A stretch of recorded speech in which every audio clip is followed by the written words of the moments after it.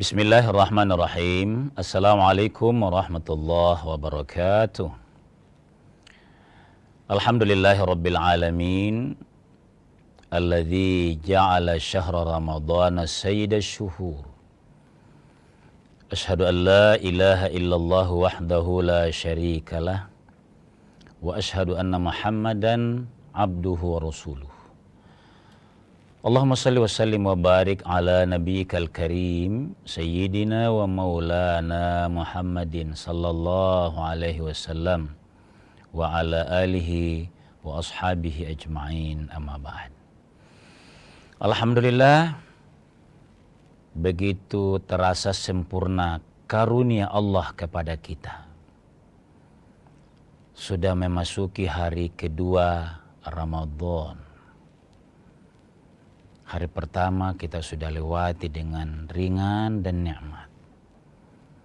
Hari kedua dan akan beginilah Ramadan. Selalu terasa ringan-ringan sampai pada akhirnya habis. Apa ini? Tidak lain rasa nikmat dan ringan menjalankan perintah Allah itu menegaskan bahwa seluruh yang dia syariatkan oleh Allah tidak memberatkan umatnya, hambanya. Salawat dan salam atas junjungan kita Nabi Allah Muhammad sallallahu alaihi wasallam. Pemirsa yang berbahagia, salah satu yang memotivasi kita senang mengamalkan ibadah di bulan Ramadan ini karena kita dijanjikan oleh Allah pahala yang luar biasa. Allah menyampaikan pahala itu, termasuk Nabi sallallahu alaihi wasallam menggambarkan nilai-nilai dari ibadah yang didapatkan di Ramadan ini, baik puasanya maupun qiyamul lailnya, sedekah, infaknya dan silaturahimnya. Maknanya adalah jaga, pelihara. Karena kalau ini bisa terjaga, itulah memang tujuan menciptakan disiplin pribadi yang baik dalam hidup sehari-hari. Kalau ini tergambar dalam kehidupan sehari-hari kualitasnya, sebenarnya itulah juga jaminan bahwa pahala di akhirat akan kita dapatkan. Di situ substansinya sebenarnya kalau agama menggambarkan pahalanya ini, kemuliaannya ini dan ini. Nah, itulah sebabnya pemirsa sekalian, pagi ini kita mengangkat tema yakni mubtilatus shaumi. Hal-hal yang bisa membatalkan ibadah puasa. Sayang kalau batal. Nah, pemirsa yang berbahagia, yang membatalkan puasa itu ada dua. Ada yang berkonsekuensi menggantinya karena batal.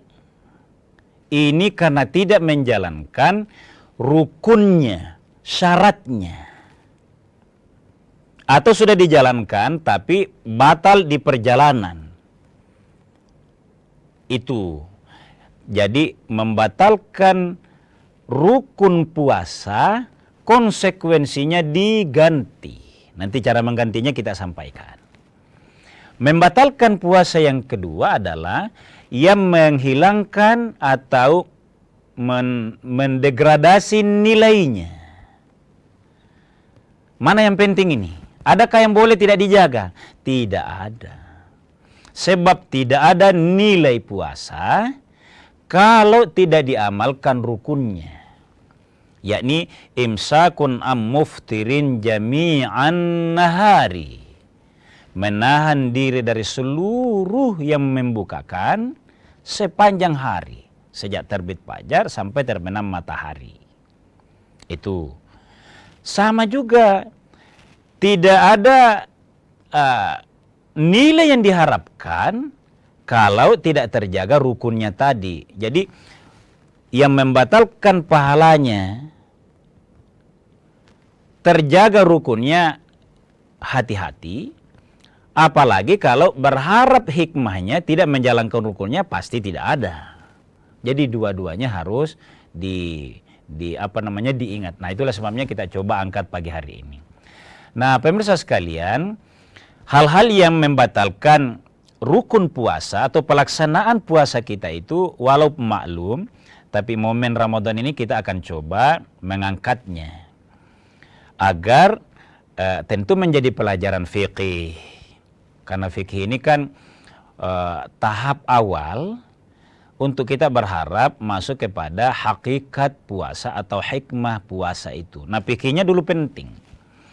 Hal-hal yang harus kita hindari dan bisa membatalkan puasa itu, karena dari pengertian puasa kan ini, as-saum, as-siyam itu adalah imsakun am-mufutirin. Puasa itu adalah menahan diri dari yang membukakan jami'an nahari sepanjang hari.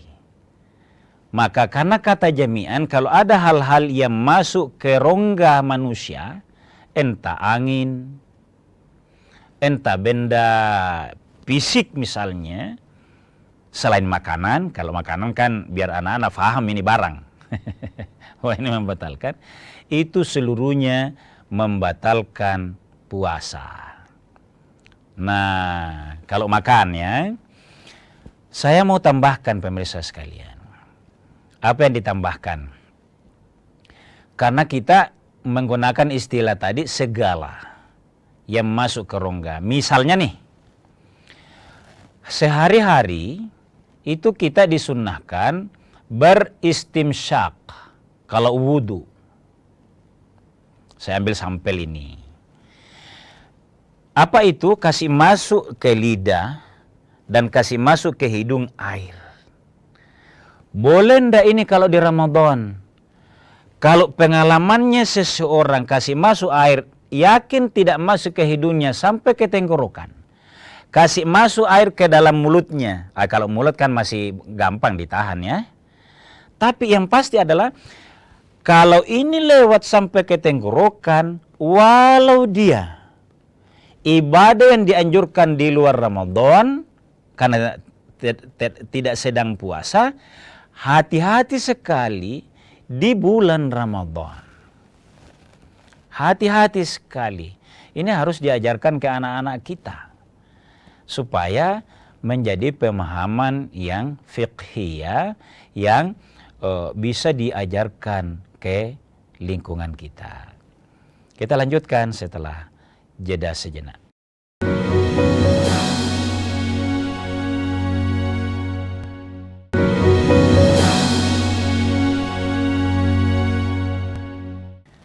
Pemirsa sekalian kaum muslimin yang dimuliakan oleh Allah Subhanahu wa taala, agar menjadi mudah diingat bahwa yang membatalkan puasa dalam hal rukun ini konsekuensinya adalah mengqadanya. Saya langsung sampaikan bagaimana cara qadanya, Ustaz. Kalau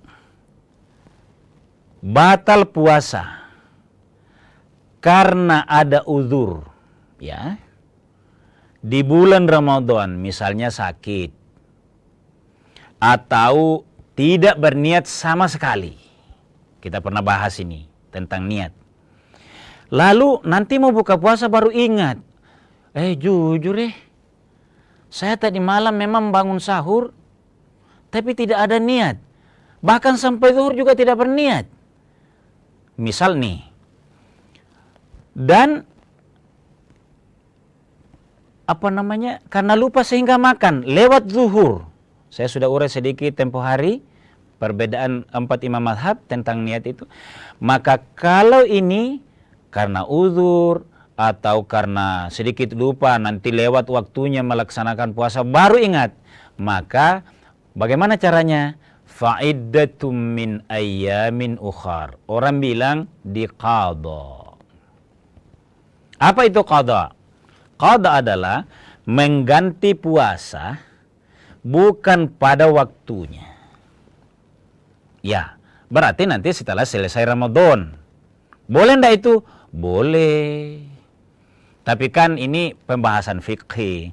Kita itu sangat enak kalau sambil kerja mungkin lelah-lelah sedikit, tapi tetap kuat karena motivasi di Ramadan itu luar biasa. Tapi kita bahas bahwa bolehnya kalau ada uzur yang mengkondisikan demikian, misalnya dalam perjalanan, itu boleh membatalkan.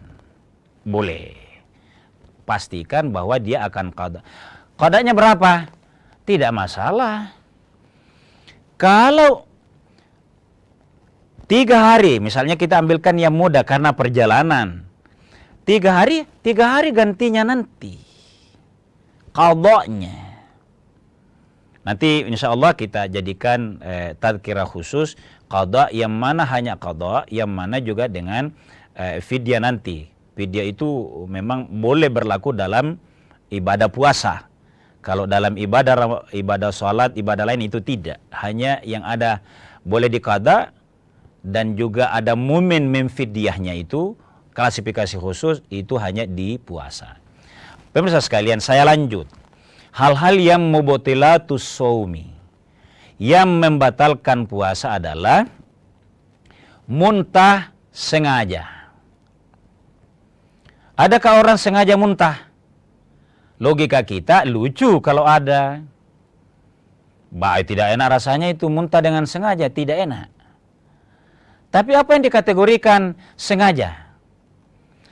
Pengalaman berkata bahwa kalau memakan sesuatu bagi orang tertentu, mungkin yang lain tidak, tapi bagi dia sedikit alergi. Tapi mungkin apakah karena, misalnya kembali saya ambil contoh perjalanan. Ya, dalam perjalanan dia sebenarnya masih akan mampu melaksanakan puasa fisiknya. Tapi waktu sahur, dia terlalu mau coba makanan yang lain yang tidak akrab bagi dia. Karena mencoba makan itu akibatnya di pagi hari atau siang hari dia muntah, itu masuk sengaja. Jadi bukan sengaja kasih, bukan hanya itu, bukan. Apa yang menyebabkan seseorang muntah keluar dari perutnya itu, dalam hukum fikih, sengaja muntah, batal puasa. Kalau ada orang muntah, dia melewati sebuah tempat yang dia terpaksa lewat situ, sangat jorok, sangat bau, begitu tidak enaknya dia, begitu alerginya dia, muntah. Tidak sengaja. Tapi kalau dia tahu di sana itu, kalau saya lewat sini 2 kilo perjalanan, kalau ini hanya 1 kilo, potong kompas tapi bau. Maaf ini saya contohkan, yang dimaksud sengaja. Tetap dia pilih di sini, karena hanya mau buru-buru, masuk sengaja. Pengalamannya bagi dia kalau ada bau begitu, muntah. Tapi karena hanya mau, nah ini tadi beda 2 kilo misalnya, ini perjalanan ya, ada sebuah tempat, lewat tempat yang bukan hanya bau garam misalnya, misal saja ini, ada suasana yang sangat bau, dia paksakan lewat situ, masuk kategori sengaja. Muntah dia batal puasanya. Itu pemirsa sekalian kaum muslimin yang dimuliakan oleh Allah Subhanahu wa taala. Nah, yang berikut saya ambil yang tidak fisik. Juga membatalkan puasa, bukan hanya pahalanya, memang batal puasanya. Orang yang riddah. Apa itu riddah? Murtad dari agamanya. Bagaimana contohnya, Ustaz? Na'udzubillah ya. Ada orang belajar, termasuk belajar tauhid. Begitu mengagumi perkembangan ilmu, kemajuan teknologi. Tiba-tiba dia berkata begini, Allah betul ji'in yang maha kuasa, maha mengatur. Kayaknya ilmu teknologi yang kuasa ini. Berkata seperti itu, Allah betul ji'ini, meragukan, itu murtad. Na'udzubillah summa na'udzubillah. Jadi, ayo, makanya itu tauhid, dari awal diajarkan secara fundamen ke anak-anak, sebelum Karena mempertanyakan saja salah satu kemahakuasaan Allah. Tidak langsung bilang, saya keluar dari Islam. Naudzubillah ya. Ini maaf, mungkin juga saya terlalu cepat. Tidak hanya sengaja bilang begitu mau keluar dari Islam. Meragukan saja, mempertanyakan karena ada sesuatu yang hebat, itu riddah. Keluar dari Islam. Ya apalagi kalau musyrik. Jadi hal yang membatalkan puasa secara fikih yang ada yang berupa fisik yang masuk, ada juga yang memang karena keyakinan. Berubah keyakinan, mempertanyakan kemahakuasaan, tauhid kita kepada Allah, masuk riddah, batal puasanya. Na'udzubillah ya, kita lanjutkan setelah jeda sejenak.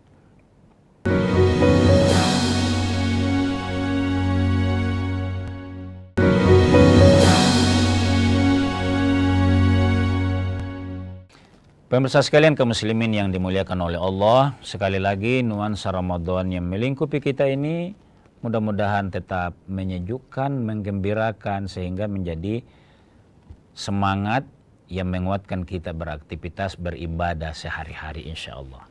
Nah, pemirsa sekalian, kalau tema yang kita angkat ini hal-hal yang berpotensi membatalkan puasa, baik dari segi rukunnya yang mengakibatkan qadha nanti, juga kita akan sentuh sedikit kaitan yang membatalkan nilainya.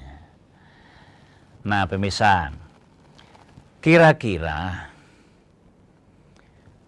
kenapa dibatasi makan dan minum itu atau puasa begitu amalannya? Intinya adalah untuk mengekang hawa nafsu, membatasi hawa nafsu. Karena dengan melemahnya hawa nafsu itu, bukan dihilangkan ya, dilemahkannya, itulah yang bisa mengantar manusia kepada posisi yang pikirannya makin dekat dengan Tuhan. Lidahnya makin mudah mengucapkan hamdalah. Tidak kayak kita seringkali menganjurkan masuk rumah, salam ke keluarga. Kitanya yang berbisik. Puasa ndak gitu itu. Kita yang amalkan. Terbiasa itu penghayatan puasa itu yang dimaksudkan. Karena berjuang seperti ini itulah sejatinya puasa. Itulah sebabnya ada ayat begini. Walladzina jahadu fina. Masya Allah ya. Orang-orang yang berjihad, bersungguh-sungguh. Fina kata Allah. Dalam kami, maksudnya dalam kami itu dalam ridho kami. Untuk kami kata Allah. Jahadu fina. Rela meninggalkan makan dan minum. Akhirnya menjadi ringan bagi dia. Karena itu jiwanya bersungguh-sungguh. Kalau ada orang yang merasa berat, karena memang dia biarkan. Yang dia ingat bukan puasa di Ramadan ini, tapi yang dia ingat, yang dia bayangkan waktu dulu enak singgah di warung itu. Di tempat kuliner, itu yang dia bayangkan. Bukan walladzina jahadu fina. Tapi bagi orang yang ini, apa kata Allah? Lanahdiyannahum subulana. Masya Allah. Saya akan tunjuki baginya jalan. Saya akan berikan petunjuk. Bagi orang lain mungkin hal-hal yang sulit. Tapi bagi dia selalu ada jalan. Selalu ada solusi. Selalu ada inspirasi. Mengamalkan ibadah. Lanahdiyannahum subulana. Kenapa? Wa innallaha lama'al muhsinin. Sesungguhnya Allah lama'al muhsinin. Bukan sekedar ma'al muhsinin. Kalau ma'a saja Allah bersama orang-orang yang berbuat muhsin, kebaikan. Tapi lama'al muhsinin itu menegaskan pasti Allah bersama orang-orang yang berbuat baik. Dan itulah melahirkan perbedaan orang, menghindari hal-hal yang membatalkan puasa, baik rukunnya tadi yang berkonsekuensi qadha, maupun yang merendahkan puasa. Di sini kuncinya. Allah yang memberikan hidayah baginya. Nah, pemirsa sekalian kaum muslimin yang dimuliakan oleh Allah, mudah-mudahan kesyahduan, kenikmatan, ghirah kita secara berjamaah melakukan amalia Ramadan ini, apalagi kita sering berkumpul buka puasa bersama, menjalin silaturahim, menjadi yang Allah nilai. Walladzina jahadu fina, orang-orang yang sungguh-sungguh mencari jalannya kebaikan itu melalui amalia Ramadan, lanahdiyannahum subulana, saya akan selalu kasih, bahasa kita deh yang kita pakai, selalu akan saya kasih inspirasi, saya akan selalu kasih ide cemerlang, saya akan kasih gambaran-gambaran suasana yang mendukung dia. Suasana yang mendukung kita itu suasananya netral sebenarnya. Dihadapi oleh si A begitu juga, dihadapi oleh si B, si C, netral itu suasana sebenarnya. Tapi karena Allah kasih hidayah kepada yang bersangkutan, ada di akalnya. Sehingga dia bisa merubah yang bagi si C mungkin rumit, bagi si D mungkin rumit, tapi bagi dia. Jadi suasana itu sebenarnya netral. Tapi namanya hidayah, Allah membekali, melahirkan di benaknya, di otaknya, ada selalu jalan keluar. Ini yang kita minta kepada Allah. Amalia Ramadan yang penuh perjuangan ini, kita harus menjaga yang membatalkan secara zahir, dan juga menjaganya dari hal-hal yang bisa merendahkan nilainya. Puasa ini, batalnya pahalanya ya. Mudah-mudahan membuat kita menjadi orang yang shoimin, yang betul-betul dinilai berpuasa oleh Allah Subhanahu wa taala. Yang kedua, qaimin, mendirikan, menegakkan nilai-nilai puasa dan qiyamul lail Ramadan itu. Dalam hadis ditegaskan, ghufiralah, itu yang kita tuju, mendapatkan ampunan dari Allah Subhanahu wa taala. Pemirsa sekalian kaum muslimin dimuliakan oleh Allah, mudah-mudahanlah di masih bagian awal Ramadan ini kita ada hidayah, ada sebuah keyakinan yang kuat. Kita mampu menjaga diri kita dari hal-hal yang membatalkan puasa, dari hal-hal yang merendahkan nilainya ibadah kita kepada Allah Subhanahu wa taala ini. Itulah makna yang di awal Ramadan kemarin kita tegaskan, marhaban, lapang dada kita itu, ya Ramadan. Marhaban itu sangat lapang, sangat lebar, karena kita siap menyambutnya, berbuat banyak ibadah di dalamnya. Mudah-mudahan demikian adanya atas maunah dan hidayah dari Allah Subhanahu wa taala. Sekian dan demikian, mohon maaf atas segala kekurangan. Hadanallahu wa iyyakum ajma'in. Wassalamualaikum warahmatullahi wabarakatuh.